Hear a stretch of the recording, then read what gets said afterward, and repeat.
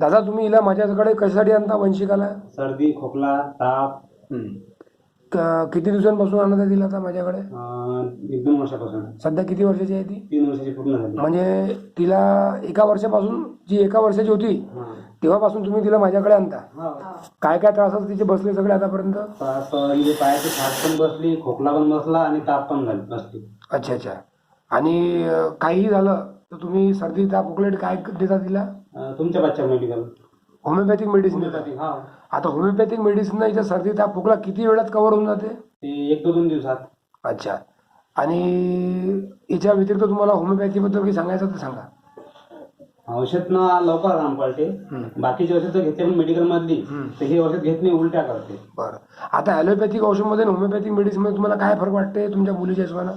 फरक असा वाटते की हे जे औषध आहे हे स्वतः घेते, हां. आणि जे मेडिकलचे आपण औषध घेतो तर हे उलट्या करते, घेतच नाही. अच्छा. नेहमी नेहमी आजारी पडायची ते कसं आहे? नेहमी सुरुवातला आजारी पडे, जसं आता हे होमिओपॅथिक चालू आहे त्याच्यामुळे ते बिमार पडत नाही जास्त. आता बिमार नाही पडत? नाही. तुम्हाला आता होमिओपॅथिक मेडिसिनवर किती % भरोसा वाटते? जवळपास 90-100%.